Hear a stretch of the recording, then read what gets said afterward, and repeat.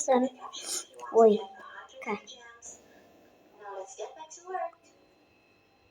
Хош. Bir uağında üstüge көршілердің дауысынан оянып кеттім. Содан көшіп кету үшін агенттікке хабарластым. Бірақ ол маған жаман аты шыққан қорқынышты үй туралы хабарландыру жіберді. Суретті ашып қарасам, үй жайлы көрінді. Және диванда панда ойыншығы жатыр. Сол кезде таң қалдым. Бұл менің қазіргі тұрып жатқан өз үйім болатын. Бұл туралы агенттіктегі жігітке айттым. Агенттіктегі жігіт күліп жіберді. Сіз әрине қалжыңдап тұрған шығарсыз. Өткен жұмысында кісі өлтіру болғаннан бері бұл жерде ешкім тұрмаған. Қалайша? Тарихтың әрбір шын біреуі қой. Ал панданы тек өткен айда ғана сатып алғанмын. Өлген қыздың аты кім? Күте тұрыңыз, тексеріп көрейін. 21 жастағы Юю есімді қыз. Қатты шошыдым. Себебі менің атым да Юю. Жасым да 21-де. Ол қонақ бөлмесінде өлтірілген, бірақ бәрін жинап қойғандықтан ешқандай із қалмаған. Әрине, өлтіру болғасын, баласы тым қанса, бар болғаны жарты құнына өте тиімді ұсыныс.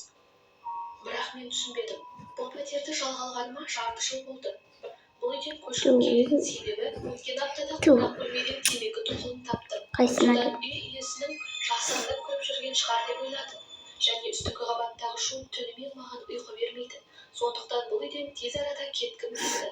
Шынымен бір жыл бұрын дәл осы пәтерде менімен аты жөні жасы бірдей қыз өлтірілді ме? Ойланып қонақ бөлмеге қарай жүрдім.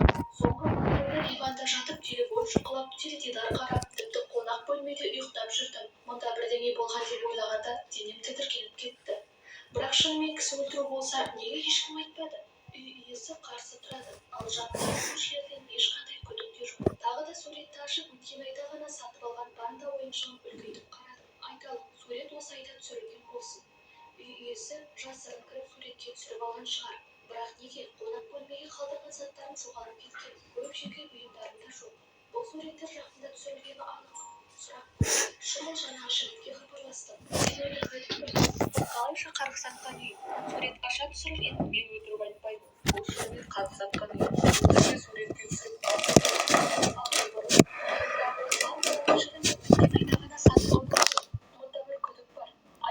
айтуынша Юю есімді қыз, аты жөні дәл менікіндей, жасы да бірдей. Сол пәтерді жалға алған екен. Шынымен мұндай сәйкестік бола ма? Бірден қорқынышты ой санама кірді. Әлде мен шынданып бара жатқан шығармын? Телефонымды қолыма алып, қалтырап жаза бастадым. Айтыңызшы, бүгін қай жыл, қай күн?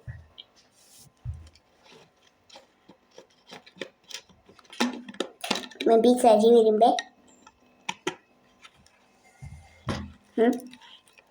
Жібер. Ну, окей.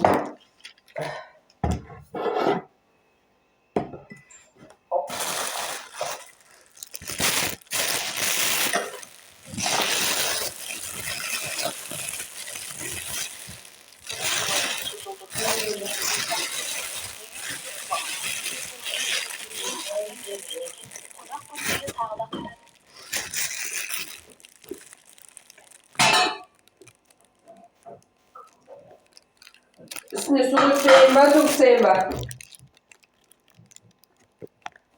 İyi, güzel bakıyorsun.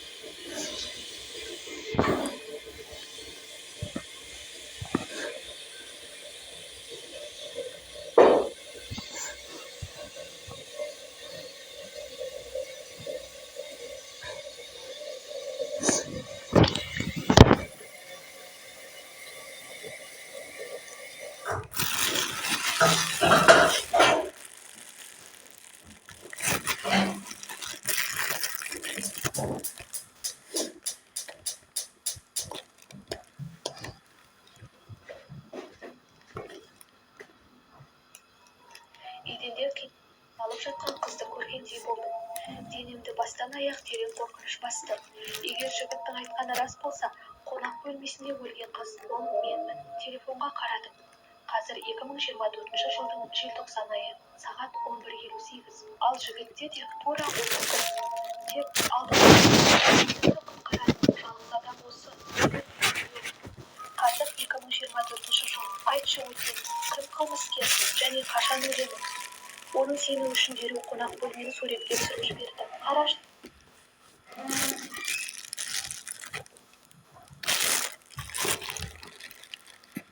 Мен шынымен йо-йомын. Уақыт өте баяу жылжып жатты. Жігіт жауап берді. Сен расымен өткен жылдың йо-йойсың бе? Әрине солай. Өтінем құтқаршы. Түсіндім. Қазір ойланамын, қалай сені құтқаруға болатынын. Рахмет. Бірақ осы сәтте хабарламам жіберілмей қалды. Неге дәл осы сәтте? Абыржып қайта жібердім, бірақ нәтиже жоқ. Сигнал толық болса да, хабарлама жіберілмеді. Агент жауап бермеді. Кенет есік жақтан анық шыққан дыбыс естілді. Түннің тыныштығында ерекше айқын естілді. Біреу қорқытындағандай қайтадан шықыр етті. Бүгінгі оқиғаларды ойлап демімді ішіме тартып аз үйленіп жағылдым. Есік тұтқасы жай қозғалды. Сыртта тағы біреу қайта құлыпты ашпақ болды. Есік көзілдірігі сынған еді.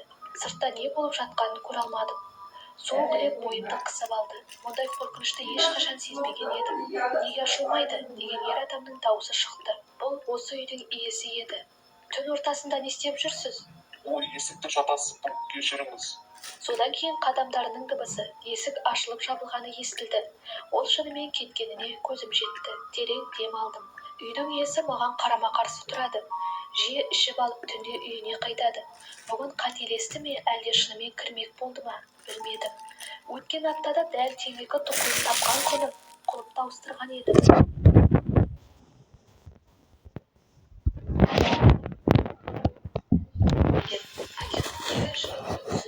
Сағат 9:00-дан асып 6 желтоқсан болды. Ұйықтауға да есік ашуға да қорықтым. Ойымды бөлу үшін жігітіне көшіп бақтым. Жігіт, саған бір нәрсе айтайын. Сен сенбейсің. Мен жаңағы бір агенттің жақтан сөйлестім. Ол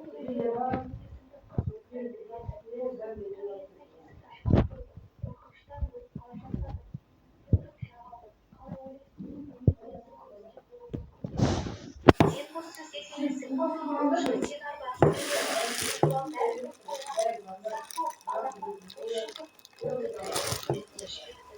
Міне жігіт жіберген сурет саған қайта жіберді. Жігіттен хабар келді. Тез айтшы, қазір сен сағат неше? 6 желтоқсан.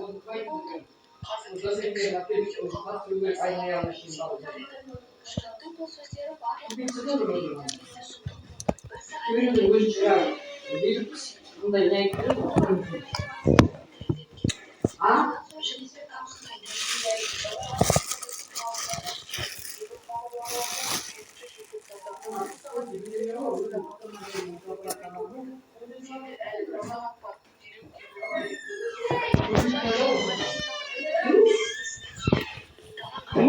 Osmanlı'yı umarım bilmiyorsun bak.